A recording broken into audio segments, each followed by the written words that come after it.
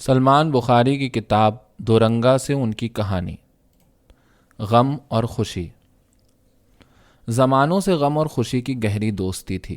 دونوں یکجان دو قالب دوستوں کی طرح تھے۔ دونوں ایک ہی علاقے میں ساتھ ساتھ مگر ذرا سے فاصلے سے رہا کرتے تھے۔ ایک روز دونوں زندگی نامی انمول خزانے کی تلاش میں ایک ساتھ سفر پر نکلے۔ ان دونوں کی منزل دور تھی۔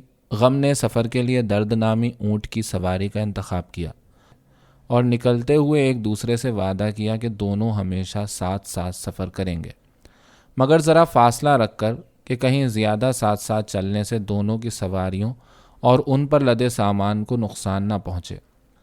غم نے اپنے ساتھ زاد راہ کے طور پر بہت سا اندوہ، ڈھیر سا کرب، کچھ آہیں، کچھ تکالیف اور تھوڑی سی پریشانی رکھی تھی۔ یہی چیزیں غم کی خوراک تھیں اور خوشی بھی اپنے ساتھ غذا کا مناسب ذخیرہ لادے چل رہی تھی۔ خوشی نے جو بہت سا سامان اپنے اوپر لاد رکھا تھا، اس میں تھوڑی ہنسی، بہت سے قہقہے، تھوڑی سی شادمانی اور مسرت اور کچھ مسکراہٹ کی خوراک تھی۔ دونوں دوستوں کا سامان اتنا زیادہ تھا کہ نہ چاہتے ہوئے بھی کبھی خوشی کی اونٹنی قہقہے کے بوجھ کی وجہ سے غم کی سواری کی طرف جھک جاتی اور کبھی غم پر لدا بہت سا کرب اور جنون خوشی کی اونٹنی کی طرف پھسل جاتا۔ اس مٹ بھیڑ اور دھکم پیل میں دونوں سواریاں نہ چاہتے ہوئے بھی آپس میں ٹکرا جاتیں۔ اس ٹکراؤ میں کبھی غم کی درد کی سواری پر لدا کچھ سامان خوشی کی سواری پر جا گرتا اور کبھی غم کا سامان خوشی پر گر جاتا۔ جب بھی دونوں اونٹ ٹکراتے، بہت دیر تک غم اور خوشی ہچکولے کھاتے رہتے۔ دونوں ہمیشہ اس حادثے کے بعد ایک دوسرے سے ایک ہی بات کہتے: دیکھا دوست، بولا تھا نا، ساتھ ساتھ چلنا ہے مگر ٹکرانا نہیں۔ دونوں زندگی کے خزانے کی تلاش میں اپنا سفر جاری رکھے ہوئے تھے۔ ایک روز راستے میں ان کی ملاقات عقل و دانش سے ہو گئی۔ وہ پیدل ہی بغیر کسی زاد راہ کے اپنی دھن میں کہیں چلے جا رہی تھی۔ غم اور خوشی نے دانش سے پوچھا: دانش، تم بغیر کسی زاد راہ اور سامان کے کہاں اکیلے جا رہی ہو؟ دانش بولی: میرا سارا سامان میرے سر پر لدا ہے، کیا تمہیں دکھائی نہیں دیا؟ خوشی بولی: ہاں، جو کچھ بھی ہے، مگر ہمیں نظر نہیں آ رہا۔ خیر چھوڑو، یہ بتاؤ کہ ہم دونوں دوستوں کی سواریاں بار بار ٹکرا جاتی ہیں، اس کا کوئی حل ہے تمہارے پاس؟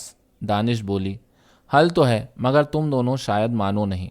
نہیں، کیوں نہیں مانیں گے؟ غم نے غمگین لہجے میں کہا۔